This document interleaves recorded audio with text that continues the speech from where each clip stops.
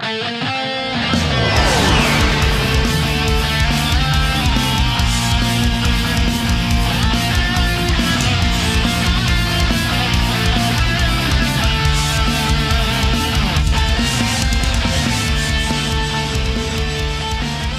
buenas amigos, bienvenidos a Occidental Image y hoy, a petición de uno de los accionistas del canal, estamos aquí para hacer la reseña, por fin, porque es una película que no podía quedarse sin comentar en el canal, de la gran Dances with Wolves, como es conocida en español, Bailando con Lobos, del año 1990, dirigida y protagonizada por el mítico actor Kevin Costner, y también tenemos por ahí haciendo de dupla interpretativa y de pareja sentimental en los personajes de la obra a Mary McDonnell, en la que es sin duda, una de las mejores películas de los años 90 y desde luego la mejor película de Kevin Costner en labor directiva, porque aparte de actuar pues hizo algunas películas, algunas hizo tres, entre el 90 y el 2003, y le fue más o menos. La verdad es que esta película fue una verdadera maravilla, sin duda es la mejor de todas, no por nada se consagró con un baño de premios aquel año en los Oscars, de 16 nominaciones creo que tuvo, ganó 7 merecidísimas, y eso que la competencia estaba dura, señores, que eran los años 80-90 y cada año competía cada peliculón que no veas. O sea, tú ves las películas que competían en aquellos años y dices, madre mía lo bajo que ha caído la calidad del cine, en qué situación estamos hoy, que cada año dices, esta y esta, punto, y dirías dos y siendo generoso muchas veces. En fin. Total, que hizo Bailando con Lobos, luego hizo aquella que no gustó mucho de Postman, y finalmente en 2003 pues subiría un poquito el nivel con aquella de Open Range, que está súper bien, aunque hay que decir que no acabó dando el mismo sabor al público que lo que había conseguido con Bailando con Lobos, que sin duda es la película con la que Kevin Costner dio su do de pecho. Y además, en cuanto a su carrera como actor, pues estaba básicamente en su cenit. Aquí Kevin Costner yo creo que estaba en su punto óptimo, ya que creo que puedo decir que es la última película en la que Kevin Costner tiene ese punto maduro, pero no se le ve viejo, ¿no? Entonces estaba en la cresta, ¿no? Justo en el pico, porque de verdad no me digáis por qué, pero en 3-5 años este tío se empezó a quedar calvo. Joder, cómo perdía pelo Kevin Costner en 5 años, y ya la cosa ya no fue lo mismo. Ya en unos pocos años luego ya hizo Waterworld, que fue un fracaso monumental, sentenció la carrera de este hombre, y ya ni todos los efectos especiales podían tapar ya las entradas que tenía ahí.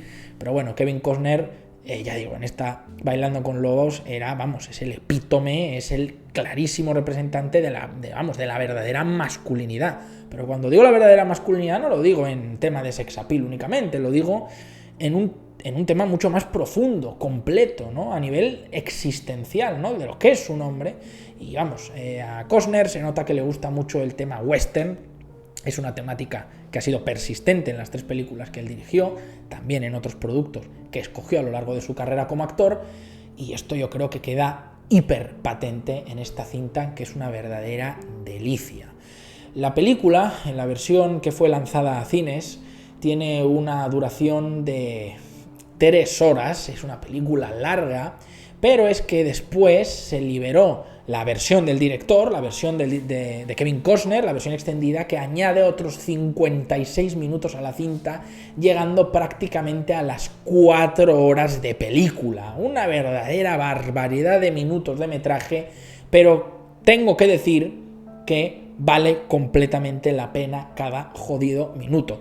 No solo de la versión cinematográfica, la versión de cine, sino de la versión extendida. O sea, son 4 horas que, salvo por algunos pasajes donde hay algunas leves bajadas de ritmo, en general es una cinta que se disfruta de principio a fin, desde su apertura hasta el final. Es un film verdaderamente brillante, apoteósico, épico, bello.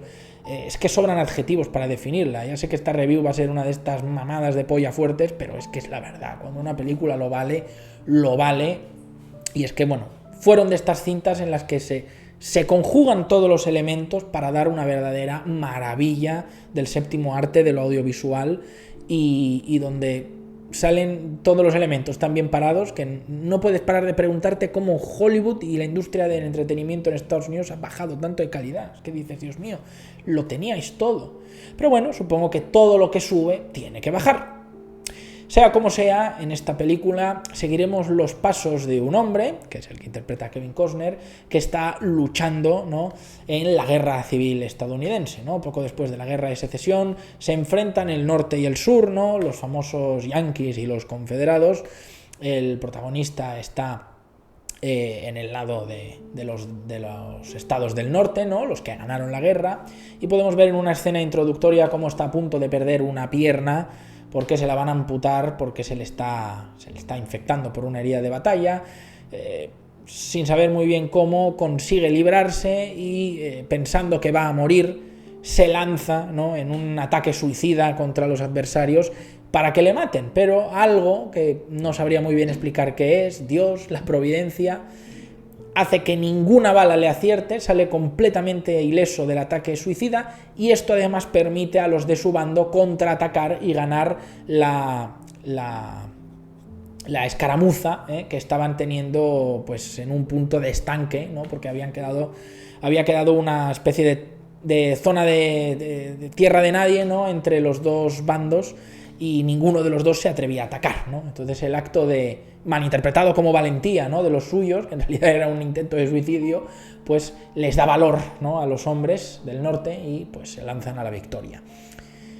Hay que decir que después de esto, pues el líder, ¿no?, del escuadrón, pues le promete que le salvarán la pierna, ¿no?, le mandan un buen cirujano y le ayudan a curarle bien el pie sin necesidad de amputárselo, ¿no?, porque bueno, ahí los matasanos, como les llamaban, pues iban rapidito, ¿no?, andaban fil parranda. Entonces si había que, este tiene mala pinta, cortamos y ya está, déjate de curar ni hostias, que no hay tiempo ni medicinas, y ya está, y te quedabas cojo y a tomar por el rasca, ¿no?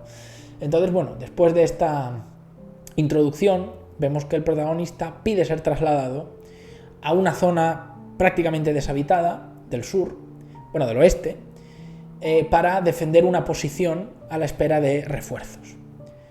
En su travesía es puesto sobre aviso por el guía que le mandan de que está entrando en zona peligrosa, ¿no?, en zona de indios belicoseros, pero a él no le importa. Sin embargo, cuando llega a la posición, cuando llega al pequeño fuerte, que en realidad no es más que una cabaña con unos pocos añadidos alrededor, descubre que todos los hombres que estaban ahí, supuestamente esperándole y defendiendo el puesto, se han largado, ¿no? Y vemos a través de una escena que lo han hecho porque básicamente el ejército les había abandonado completamente, había dejado de mandarles munición, alimento, es decir, víveres, y estos deciden desertar, ¿no?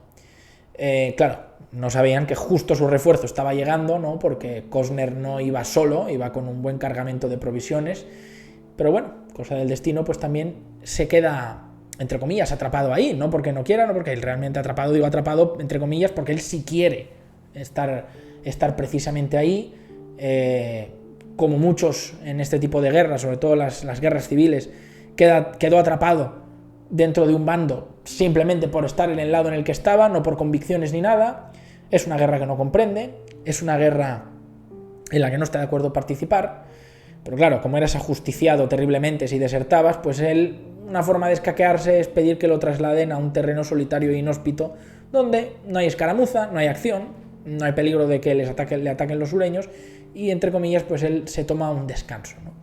Así que la película mayormente transcurrirá con el protagonista protegiendo la posición de lo que sea que pueda venir, pero, y aquí está lo interesante, entrará en contacto con todo lo que habita en esa zona, hará una muy buena amistad con el caballo que le otorga el ejército, que es con el que intentó hacer ese ataque suicida, lo robó. Luego entra en contacto con un lobo solitario, un lobo joven, que seguramente pues está separado de una manada, al que llama Calcetines porque tiene las puntas de las patas de color blanco, y el lobo empieza a tener pues actitudes propias de un Canis lupus familiares, ¿no?, es decir, de un perro, cada vez acercándose más a él, ¿no?, vigilando, alertándole si se acerca algún peligro. Y por último entrará en contacto con un poblado cercano de indios Sioux, que habitan en la zona y que, pues, bueno, aunque al principio hay ciertas reticencias al contacto mutuo, porque obviamente los Sioux saben bien de las hostilidades, ¿no?, del hombre blanco, ¿no?, de los colonos anglosajones que desde hacía años estaban habitando continente americano, pues hay cierto recelo, pero descubren que Costner no tiene ninguna intención hostil con ellos. Tampoco sería muy inteligente tenerlo porque está solo, y empiezan a entablar pues una fructífera relación de amistad, donde los indios aprenden de él de los indios, y descubrirá que hay una mujer blanca, caucásica, que está viviendo ahí con los indios y que ha adoptado sus estilos, su forma de vida, ha aprendido incluso el idioma, y prácticamente ya no recuerda ni cuál era su nombre dado por sus padres, ¿no? Tiene el nombre, digamos, adoptivo que le dieron los indios, que es En pie con el puño en alto, ¿no? Mientras que a Kevin Costner, lo bautizarán con el nombre el que baila con lobos, ¿no? Es decir, bailando con lobos, porque lo ven en una noche, pues, bailando alrededor de una fogata, ¿no?, con ese lobo juguetón, ese calcetines, siempre por ahí rondando.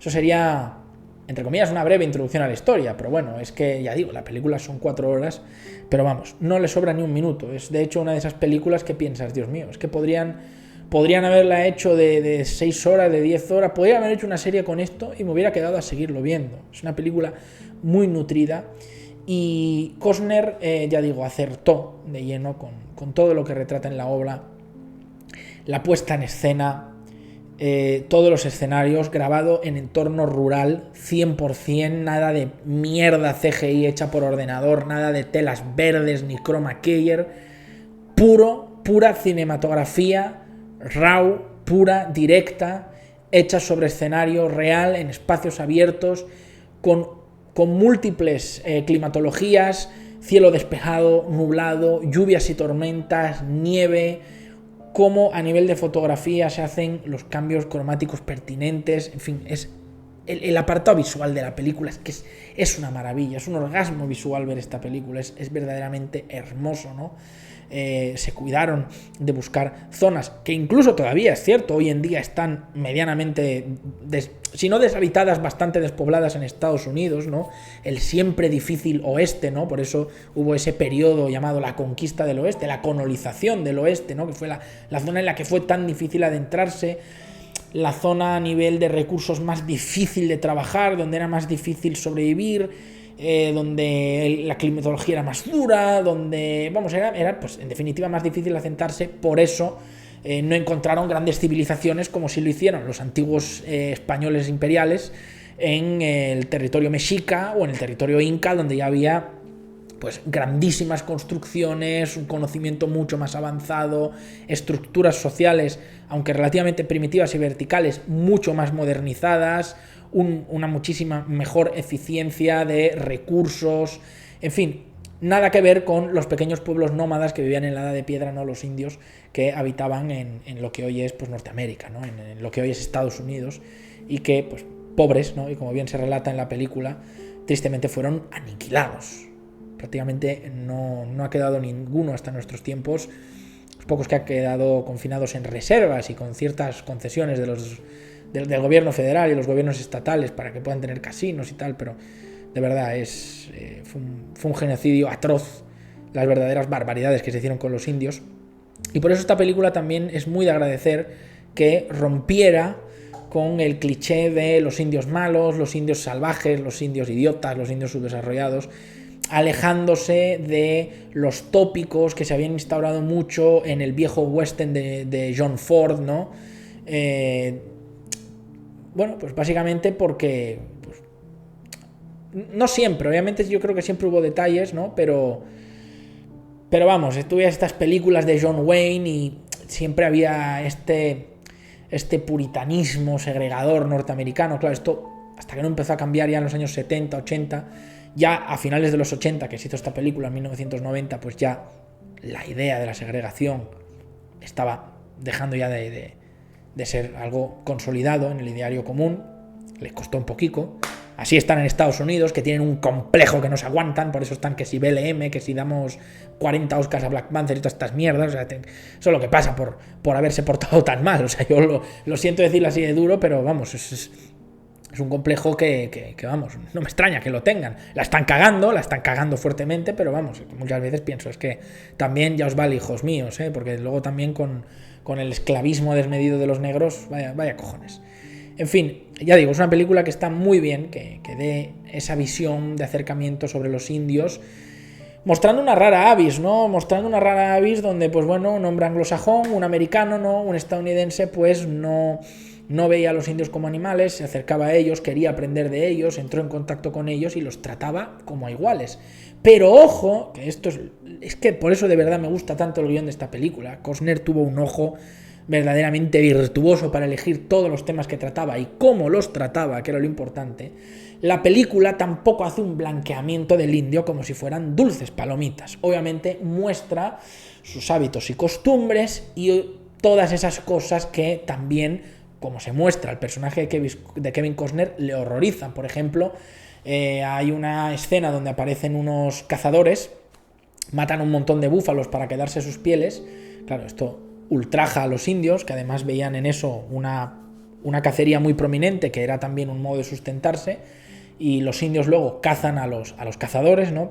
Valga la redundancia, y vamos, los despellejan y los desmiembran y hacen un festín, mientras en sus lanzas y cuchillos tienen trozos de la carne de los hombres que acaban de matar. Y claro, en el fondo piensas, bueno, a ver, ese nivel de salvajismo pues era el que era, obviamente. O sea, la película no niega los contrastes muy entre comillas, ¿no? Porque ya hay que ver cómo termina la película, ese hombre europeo más civilizado, ¿no?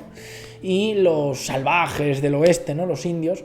Ya digo, es una forma de hablar para que se me entienda, pero es evidente que obviamente había cosas que ya no en el ojo anacrónico de hoy, sino en ese propio tiempo, muchos coetáneos de los indios, vamos, pusieron en tela de duda.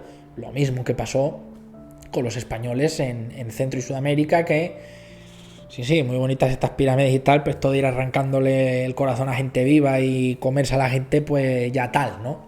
Entonces, claro, estas cosas obviamente horrorizaron a los europeos, que consideraron estas prácticas pues directamente barbáricas, ¿no? Y se entiende. Pero claro, ya digo, la película es justa y deja que el espectador saque sus propias conclusiones. Ni demoniza ni embellece la figura de los indios y los muestra simplemente como gente de su época, con sus costumbres, entre comillas, porque la moral al fin y al cabo es subjetiva y cambia a lo largo del tiempo y depende de dónde estés, pues con sus bondades y sus maldades, ¿no? Con sus buenas y sus malas costumbres, entre comillas. Y hay que decir que la película tiene un muy buen acerto, es un punto que le da, o sea, es un factor que le da muchos puntos, le suma muchos entros a la película, tiene una muy buena conducción en voz en off, que narra el propio Kevin Costner, ¿no? Los pensamientos y las vivencias que él expone y escribe en un diario. Pues vamos, es una maravilla, porque yo lo digo siempre, el recurso de la voz en off en el cine, o sea, que hay una voz de un narrador, digamos, que explica cosas de lo que están ocurriendo a lo largo de los eventos, es muy delicado. La voz en off es algo que hay que saber utilizarlo puntualmente en los casos en los que es preciso, porque hay muchas veces que se abusa de la voz en off como recurso narrativo y estropea la experiencia. Hay que entender que el cine es un arte eminentemente visual y rompe diametralmente con el arte de la literatura, del que obviamente es deudor y pariente, indiscutible, en el factor de que no necesita describir las cosas a raíz de un texto.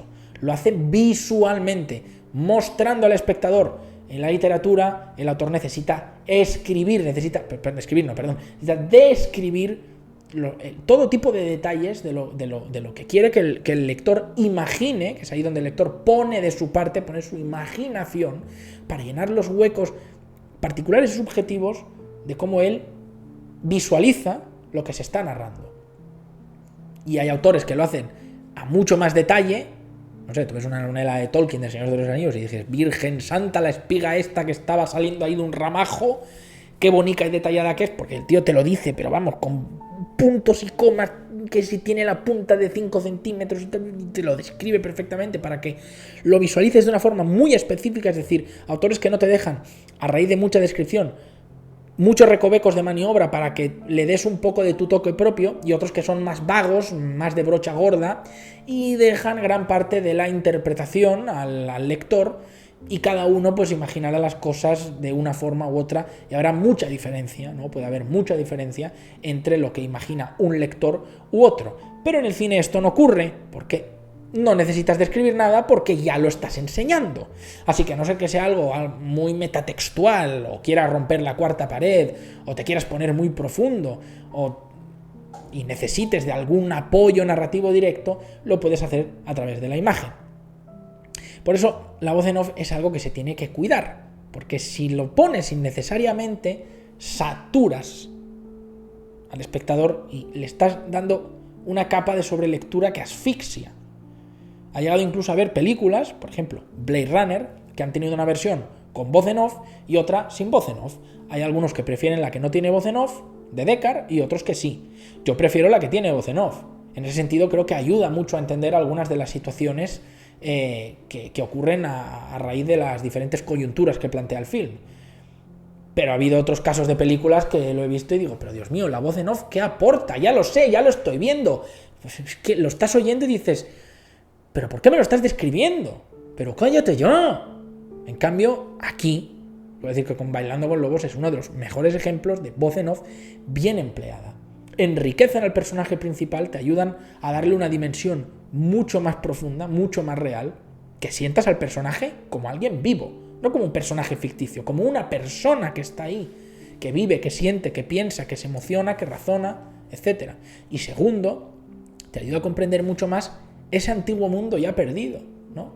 De la conquista del oeste, del antiguo Estados Unidos, forjándose en aquellos años de la guerra civil, con la victoria del norte, lo que luego fue pues la posterior caza y destrucción de los indios, de las formas más salvajes. O sea, te ayuda a comprender el bagaje de muchas cosas que a lo mejor solo con planos de Kevin Costner así, mirando al horizonte, mirando al paisaje, pues se te hubieran perdido. O sea, es un buenísimo ejemplo de cómo utilizar bien la voz en off.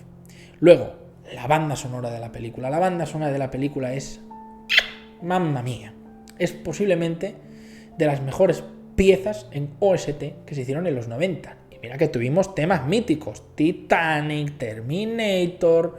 O sea, desde luego, había competencia dura. No es como en estos últimos años que dices, pero vamos, cuando se hizo Bailando con Lobos, seguramente muchas de las melodías del tema principal que suenan y resuenan a lo largo de las escenas se te quedan grabadas en la memoria. Son de esas bandas sonoras, de esas melodías que no olvidas nunca, sinceramente.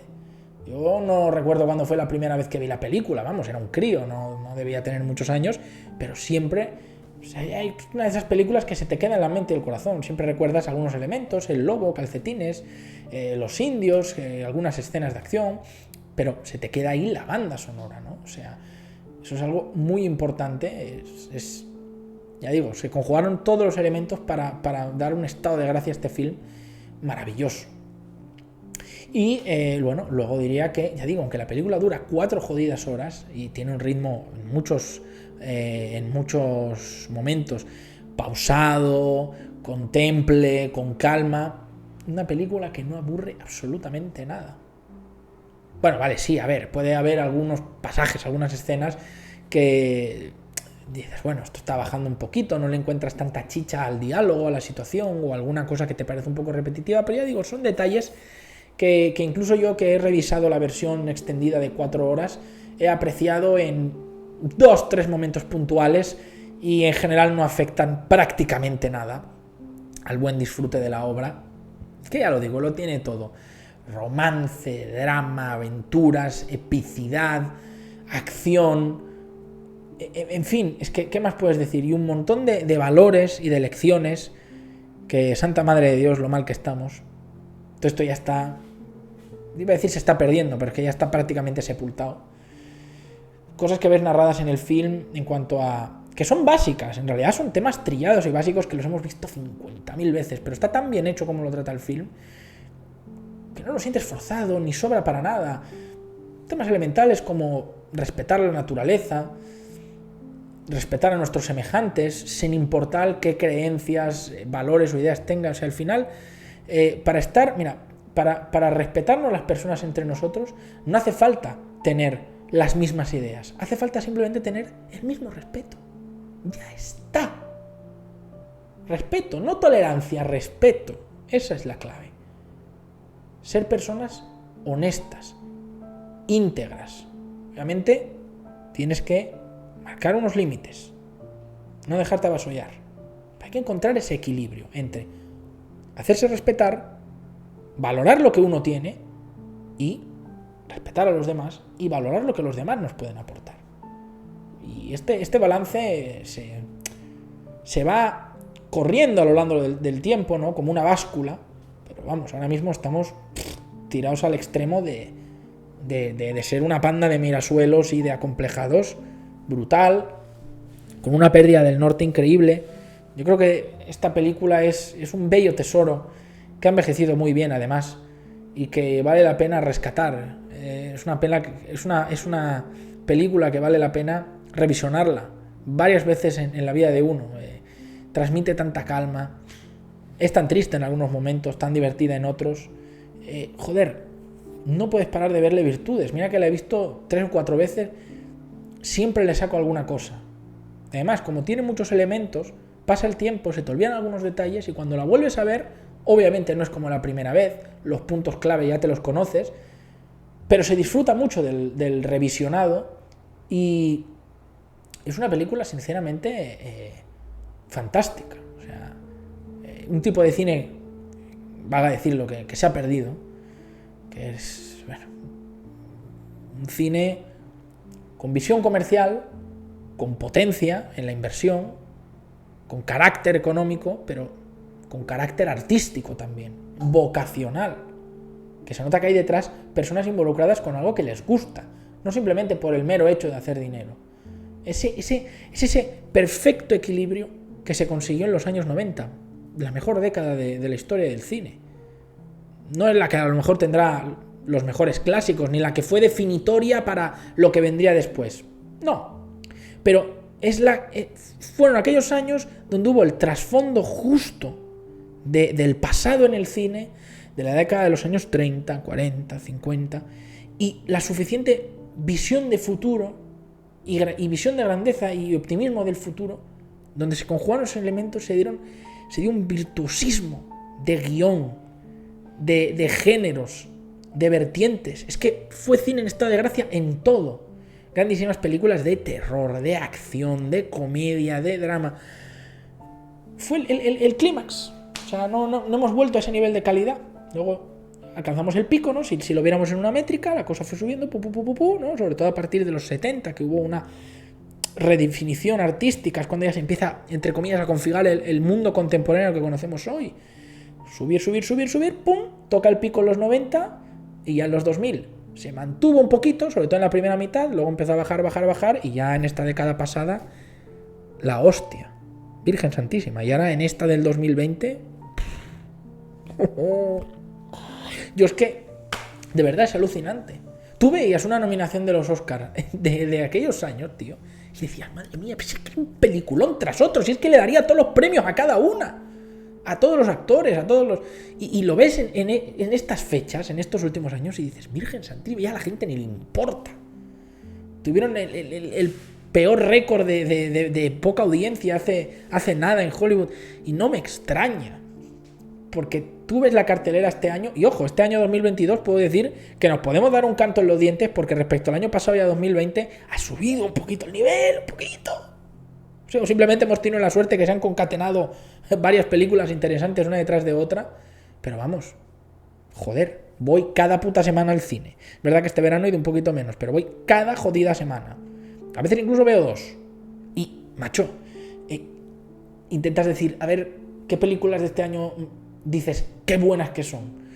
Top Gun Maverick,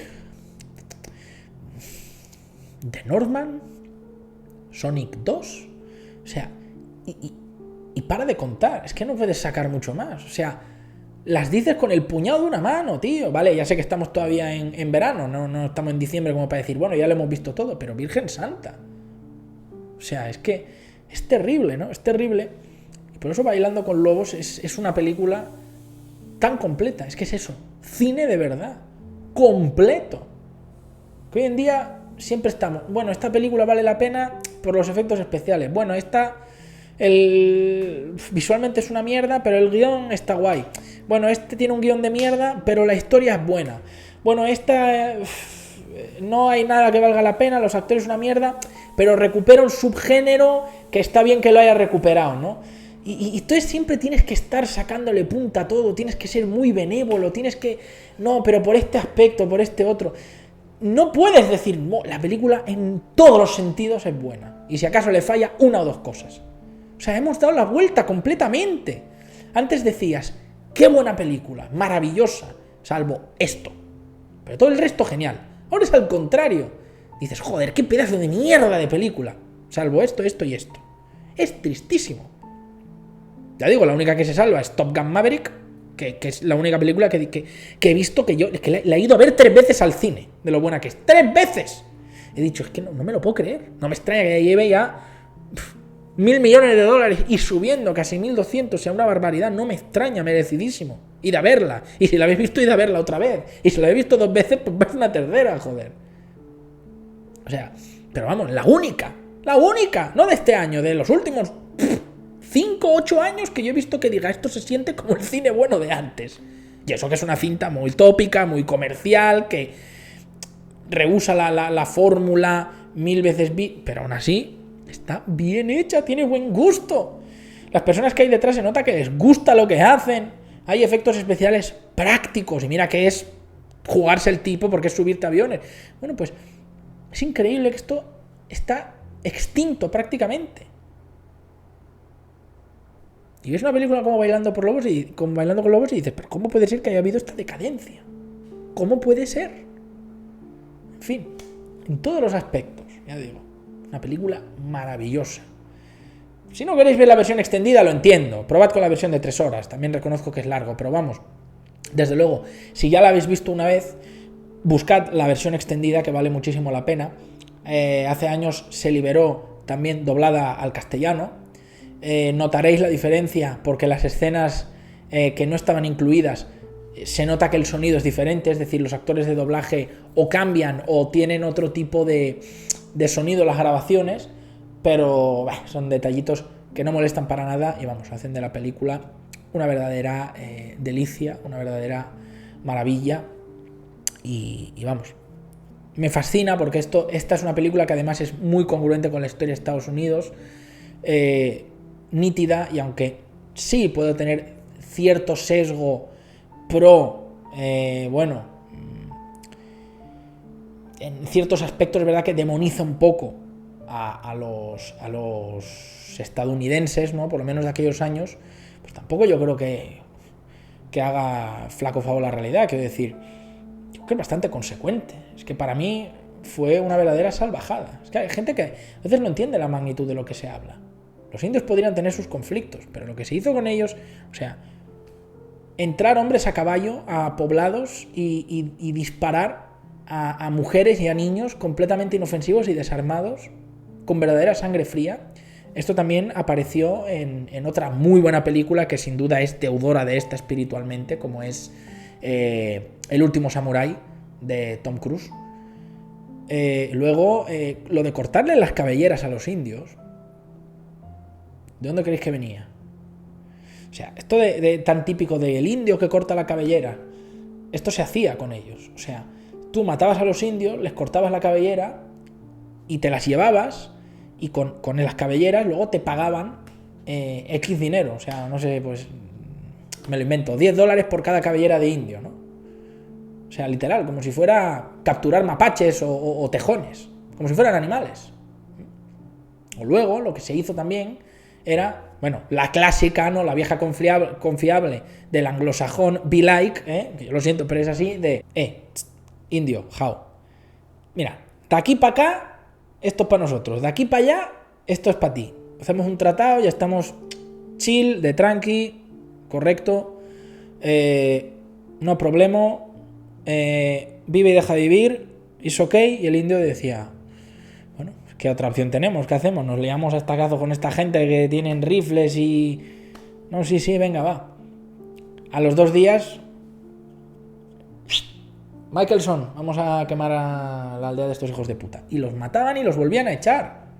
O sea, se basó en tratados y en romperlos. Fantástico, menuda palabra que tenían. O sea, una de esas cosas de Estados Unidos que te maravillan, ¿no? O sea, tú ves los derechos fundamentales, la carta, ¿no? La Constitución de Estados Unidos y dices, joder, pues, no sé, los padres fundadores cuando le hicieron parece que les costó incluso a ellos mismos entenderla un poquito, algunas cosas, ¿no? Con esto de rollo de todos los hombres somos iguales ante Dios, bla, bla, bla, bla. Bueno, a la vista está lo de la esclavitud. Luego también cosas maravillosas como ir a los poblados de indios en son de paz, ¿no? Cuando eran épocas de frío y regalarles mantas, ¿no? En señal de respeto. Y bueno, cuando los indios tomaban estas prendas de abrigo, estas mantas, pues resulta que luego morían todos porque les daban mantas infectadas con viruela. Esto también se hizo después de la independencia en lugares como Argentina, ¿vale? O sea, dar mantas infectadas mintiendo deliberadamente para que murieran y fueran diezmados por enfermedades como la viruela. O sea, fantástico, precioso, muy bonito. O sea, es que ni siquiera queda el decir, bueno, mira, hubo una guerra, se fueron a las armas, hubo sangre. O sea, ni siquiera queda entre comillas, muy entre comillas, la honorabilidad del combate justo, ni igualdad de condiciones ni pollas, porque además obviamente la superioridad armamentística era eminente. O sea, era gente con ondas y piedras, tomahawks, lanzas, cuchillos, contra tíos montados a caballo con fusiles, luego incluso con ametralladoras, con cañones. O sea, ¿qué cojones quieres hacer contra eso? ¿Qué posibilidad tenía esa gente? Cada vez llegaban más y más y más, luego la población de Estados Unidos crecía. ¿Qué iban a hacer los indios?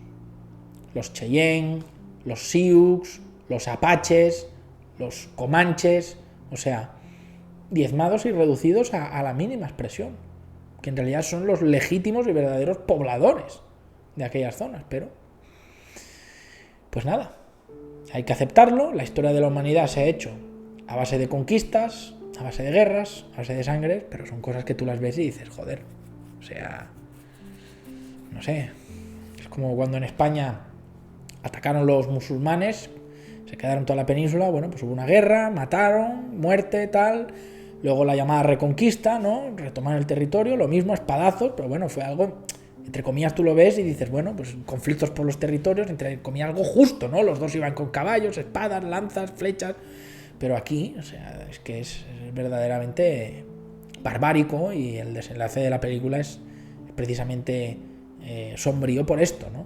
A pesar de que tiene muchos momentos bonitos, también tiene otros muchos momentos amargos. Y en fin, no me enrollo más. Creo que quería comentar algunas cosas más, pero bueno, ya sabéis que esto va sin guiones, así que va según me viene. Como sea, creo que he dejado mis impresiones bastante claras sobre la película.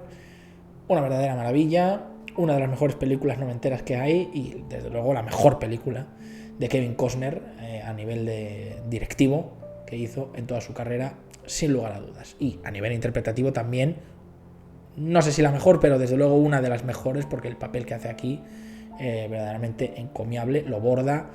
El cariño que hubo en muchas partes del metraje en hacerlo en el idioma de los indios, no en inglés. O sea, no mierdas de que medio hablan y tal, no, o sea, hablan como hablaban ellos y se ponen subtítulos, que esto es algo que en Estados Unidos les da urticaria leer subtítulos, como están siempre acostumbrados a verlo todo en inglés. Pues Kevin Costner dijo, no, esto se hace bien, o sea, a la buena usanza, tipo lo que hizo Mel Gibson con Apocalipto, lo mismo, coño, no estamos en esa época y es esta gente, ¿por qué coño van a hablar inglés o español? No, que hablen su lengua, pues hablan el mexica y los Sioux hablan la suya, como tiene que ser. No, es que leo subtítulos, pues te jodes y bailas. No te vamos a poner un traductor ahí como en el cine antiguo de blanco y negro, que había un tío tocando el piano, te va a ver uno ahí. Bueno, pues este le ha dicho que le va a reventar la cara al otro. Y el otro le ha dicho, eso no me lo dices en la calle. Y el otro le ha dicho, tú y cuántos más. No, ponen subtítulos y ya está, lógicamente.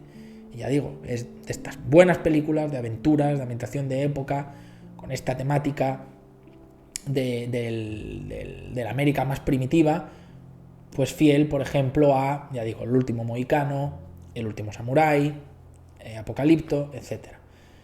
Una verdadera maravilla de película, una verdadera obra maestra, una de esas películas que no puedes perderte, que por lo menos una vez en la vida la tienes que ver antes de morirte, porque si no te estás perdiendo algo grande, no, enorme.